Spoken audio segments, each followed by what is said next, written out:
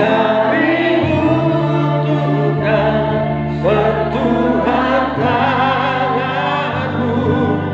Kami tak dapat jalan sendiri. Kami berduka Tuhan, kami berduka. Sudah menebus kita dari kutuk itu. Nah, sekarang kita harus tahu dulu dari mana awal mulanya ada kutuk. Kutuk itu berawal dari mana? Ya, kutuk ini sebenarnya berasal dari setelah Adam dan Hawa jatuh dalam dosa. Ya, setelah Adam dan Hawa jatuh dalam dosa, maka kutuk ini mulai turun. Dulunya kan Tuhan menciptakan dari bumi ini sampai seisinya itu sangat diberkati. Semuanya baik. Amin. Semuanya baik. Nah, terus ketika Adam dan Hawa jatuh dalam dosa, barulah kutuk itu turun ke atas manusia. Dikatakan bahwa terkutuklah tanah oleh karena engkau. Terkutuklah tanah.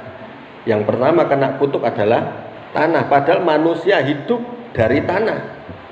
Makanya kalau ke tanah terkutuk, akhirnya ya kita harus dikatakan bahwa dengan berpeluh, dengan berjerih payah, kau akan mencari ya makananmu, tetapi semak duri yang akan kau hasilkan. Ya, jadi ini kutuk yang turun kepada Adam.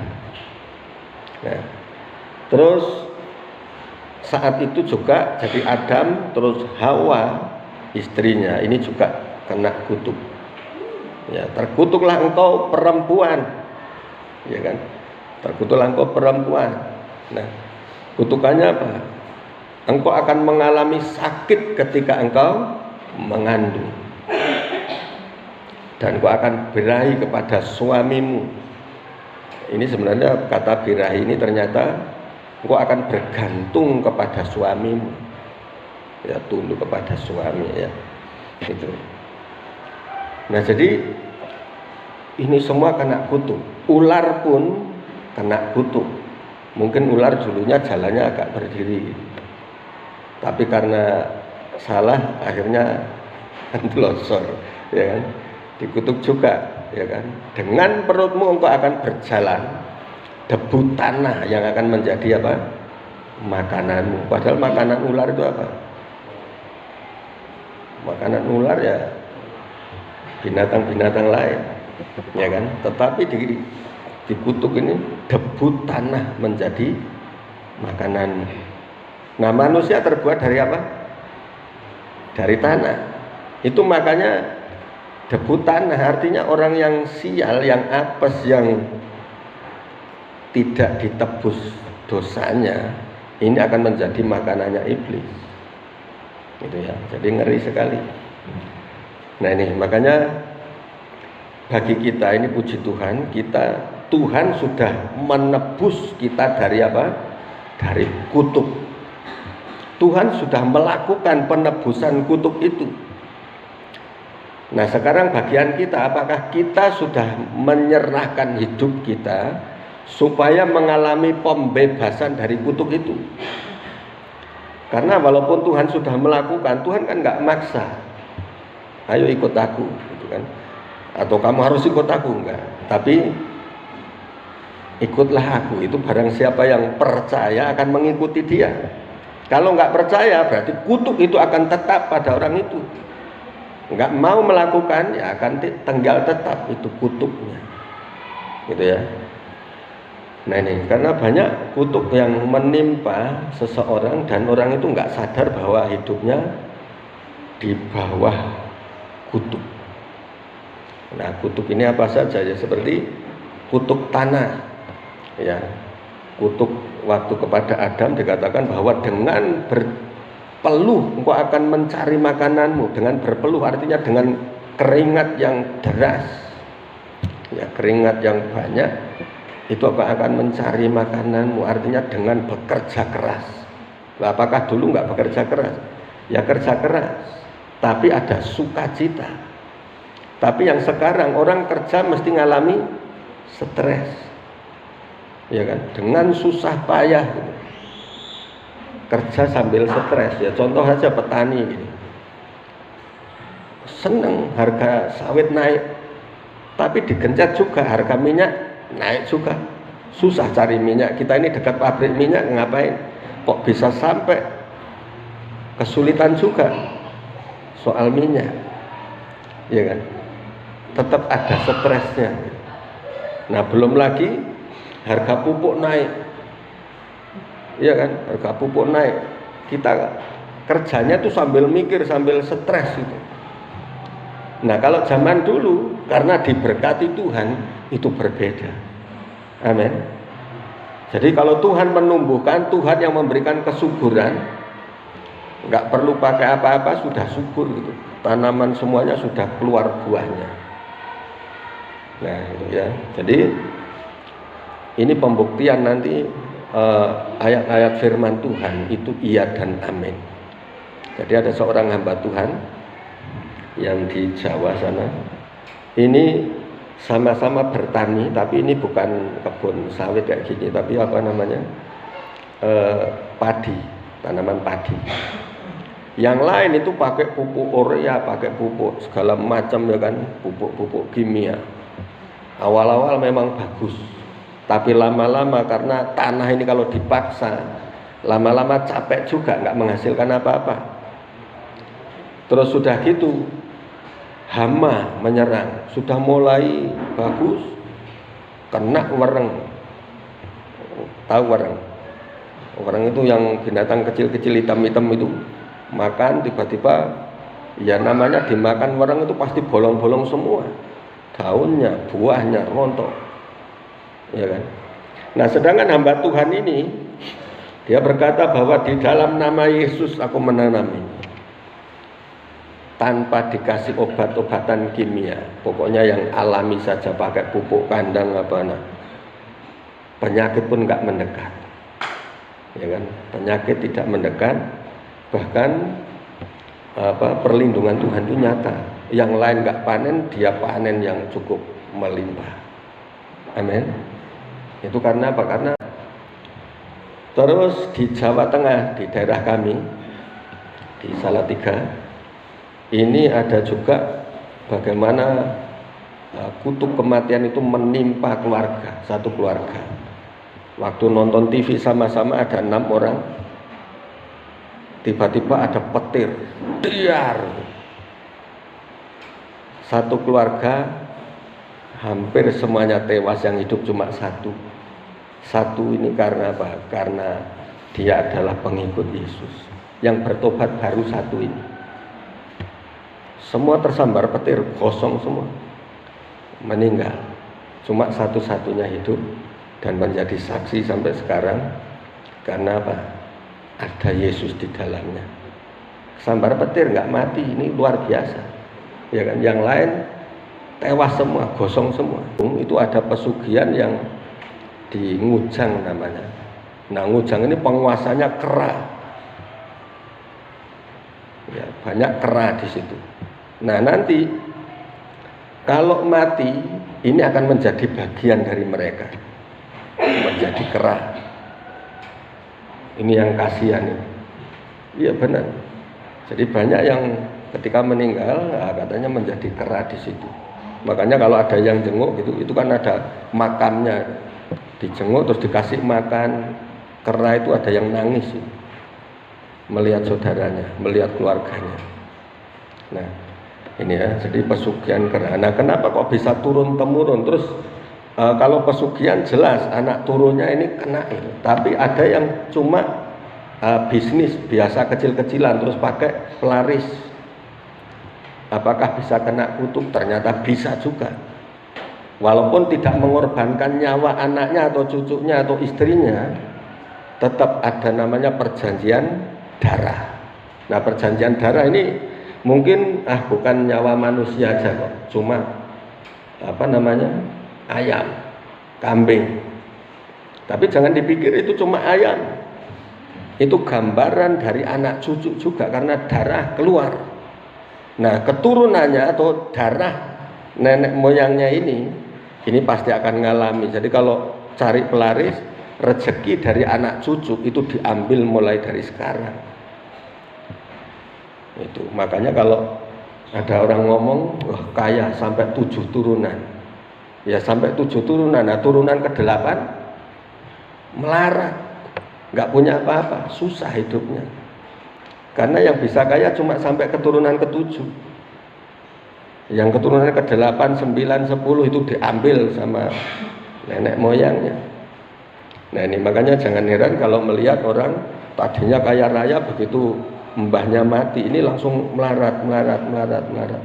Jatuh. Nah, banyak contoh. Jadi banyak contoh yang punya gudang garam ini. Ya, saya dengarkan ini mau dijual juga gudang garam. Nah, ini sebenarnya yang kaya raya kan engkongnya. Dia punya pabrik rokok gudang garam di Kediri. Itu pabrik rokok terbesar di situ. Bahkan kan seluruh Indonesia, bukan cuma Kediri. Nah, sampai punya pabrik minyak kan.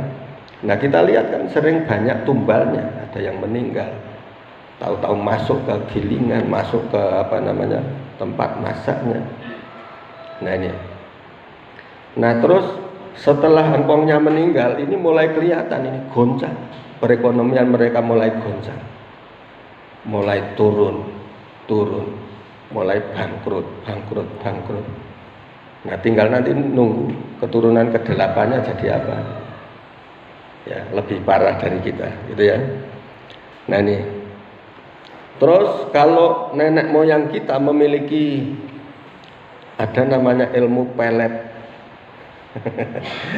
Pelet itu mantra-mantra yang dipakai untuk menggait lawan jenis. Ya, itu nanti anak keturunannya itu nanti akan ada yang memiliki ciri seperti ini. Jadi biasanya karena kutuk ini turun ke anak cucu, kalau enggak kutuk perceraian yang turun ke anak cucunya ini, jadi semua anak turunnya kawin cerai, baru pacaran, ya kan, belum pernah ketemu, telepon-teleponan, tahu-tahu putus, susah untuk menjalin hubungan. Nah, terus ada yang sampai kelainan seksual, jadi bisa hubungan laki-laki dengan laki-laki, perempuan dengan perempuan, pokoknya memiliki kelainan, ya, susah cari jodoh. Wah, jadi ada sebaliknya gitu. Nah, ini ya. Terus ini perlu diperhatikan juga, ada kutuk sumpah serapah. Sumpah serapah ini biasanya dari orang tua. Dari orang tua karena marah terus nyumpai anaknya atau cucunya. Ya kan? Pokoknya disumpahi sampai kapanpun, gitu kan. Kamu nggak akan bisa menikah, kamu akan jadi bujang selamanya. Itu kalau kutuk seperti itu. Ya, kalau kita belum terima Tuhan itu bisa terjadi. Ya kan? Jadi kutuk sumpah serapah, kamu nggak akan pernah berhasil, kamu nggak akan pernah bisa kaya, itu kutuk sumpah serapah. Nah, ini yang perlu kita putuskan. Terus ada kutuk yang mengerikan, ini kutuk kematian. Kutuk kematian ini di mana-mana selalu dikejar oleh kematian. Ya. Kalau orang Jawa bilang kutuk pring sedapur. Pring sedapur ini orang bisa satu keluarga penuh itu bisa meninggal semua. Nah, ini di Ponorogo ada ya tetangga kita. Jadi pas pergi kemana gitu, ya karena dia punya pesugihan-pesugihan seperti itu. Ya macam-macam bentuknya, ada yang dulu punya ular. Nah, saya diundang untuk kumpul di kelurahan, nah, di rumahnya Pak Lurah itu. Sama-sama duduk di bawah, tiba-tiba ini saya mau nyalami orang, nyalami keliling itu kan seperti kita kalau pas pertemuan hari Jumat. Nah, saya rasakan ini ada sesuatu yang tidur gitu. Nggak kelihatan, tapi saya bisa rasakan itu ada. Saya sampai loncat itu. Mungkin kalau dilihat orang, aneh kali orang ini, nggak ada apa-apa loncat-loncat itu. Tapi saya bisa rasa, makanya, wah ini berkunjung ke sini juga gitu. Nah orang seperti ini memang kaya, punya tanah di mana-mana, ya kan? Tetapi akhir hidupnya ini sangat mengerikan. Jadi waktu itu pergi satu keluarga, tiba-tiba kecelakaan, satu keluarga, satu mobil, tewas semua. Nah kalau sudah tewas semua, harta jadi milik siapa? Akhirnya dikubur pun di rumah itu, di rumah yang meninggal ini. Jadi bukan di kuburan, di makamnya, dimakamkan di depan rumah. Wah, ini. Jadi akhirnya apa yang dicari selama ini sia-sia. Terus bagaimana kita menunjukkan iman kita?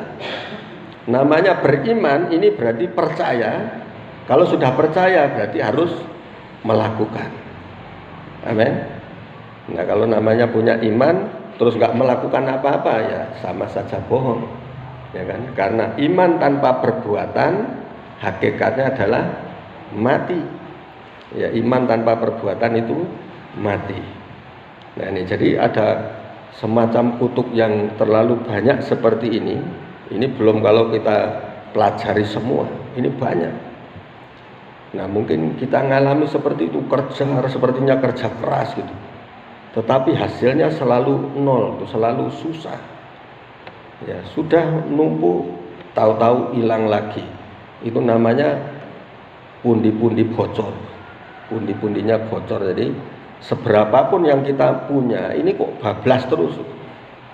Itu Basuki yang ngomong, wes bablas yang ini, lewat terus uangnya. Nggak tahu ini panen 10 ton masih sama, nanti naik lagi 15 ton tetap sama juga, dicari uangnya kemana nggak tahu, pokoknya hilang semua, habis terus gitu, ya kan? Nah ini ada semacam, jadi kutuk ini cara kerjanya itu mengikat. Kalau tidak diputuskan akan terjadi terus seperti itu. Jadi kelihatan usaha dikit nanjak, tahu-tahu jatuh lagi, berusaha lagi. Namanya kalau hukum tabur tuai kan, menabur pasti menuai. Orang yang rajin pasti akan menikmati hasilnya. Tapi kalau sudah kena kutuk, ini kelihatan sudah bagus itu ya, jatuh lagi. Nah ini, itu makanya butuh pelepasan, butuh pematahan kutuk ini. Amin. Nah nanti yang seperti kutuk yang misalnya kutuknya dari orang lain, ini cukup dengan doa. Kalau dari orang lain cukup dipatahkan. Kutuk-kutuk sumpah serapah dari orang-orang yang membenci kita, kita patahkan di dalam nama Yesus, cukup itu, ya kan? Kalau dari orang lain. Tetapi kalau dari nenek moyang, ya nggak cukup, nggak sesederhana itu. Ya, jadi perlu kita lakukan sungguh-sungguh sesuai iman kita. Ya, kita harus yakini bahwa Kristus telah menebus kita dari kutuk hukum Taurat dengan jalan menjadi kutuk karena kita. Sebab ada tertulis, terkutuklah orang yang digantung pada kayu salib.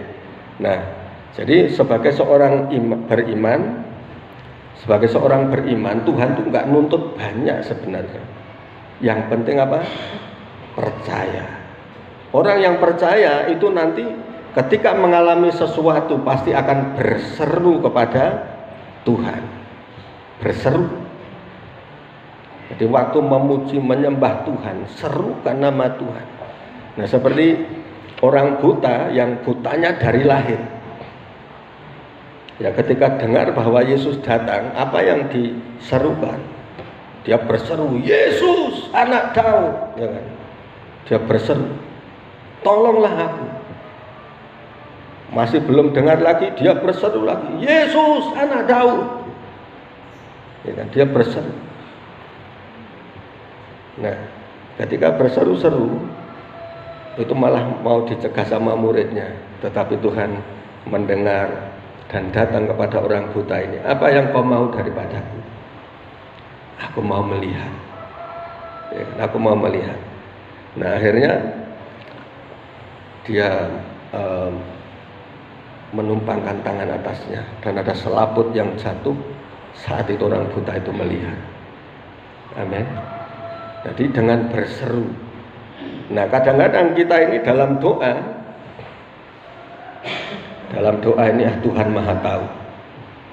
Kalau Tuhan Maha Tahu terus kita diam, ya kan? Disuruh berdoa, disuruh nyembah atau diajak ayo, gitu. Masih diam. Nah ini. Padahal kita seharusnya waktu mengalami sesuatu kita harus berseru, serukan nama Tuhan. Amin. Berseru. Jadi jangan malu-malu kalau pasti berseru. Ya, karena dengan berseru Tuhan akan mendengar. Ya, mendengar. Saat dia mendengar, maka dia akan tanya, apa yang kau mau? Tuhan, aku mau lepas. Lepas dari apa? Lepas dari hutang piutang. Amin. Ya kan? Aku mau bebas Tuhan. Bebas dari apa? Dari rasa takut, rasa cemas, rasa khawatir. Apalagi Tuhan, aku mau lepas dari belenggu kemarahan. Yang suka marah-marah, yang nggak bisa nahan emosi. Tuhan, aku mau lepas. Ya. Bisa. Amin. Nah, karena bagi Tuhan tidak ada yang mustahil, semuanya bisa terjadi. Amin. Nah, terus ada kutuk nanti mulai putuskan itu. Ya, putuskan. Nah, caranya seperti apa? Kita harus berseru kepada Tuhan. Berseru ini menandakan bahwa kita percaya orang benar akan hidup oleh iman, bukan karena melakukan hukum Taurat. Nah, apalagi dengan perjamuan kudus ini kita akan mengalami lawatan Tuhan dan percaya bahwa setiap kali tubuh dan darah Yesus masuk ke dalam tubuh kita, maka akan ada itu namanya pematahan kutuk. Amin. Karena dengan percaya bahwa Yesus sudah mati bagiku, sudah menebus dosa-dosaku, kutuk sudah dipatahkan, sudah dihancurkan. Cara kerja iblisnya sudah mulai runtuh. Gitu ya. Oke, jadi ini kita akan berseru kepada Tuhan, berserah kepada Tuhan. Selebihnya nanti kita akan perjamuan kudus. Kita akan mengalami namanya kelepasan dan ada terobosan baru dalam hidup kita. Akan ada perubahan yang besar. Amin. Oke. Ya, kita akan memuji Tuhan. Kita akan masuk dalam hadirat-Nya.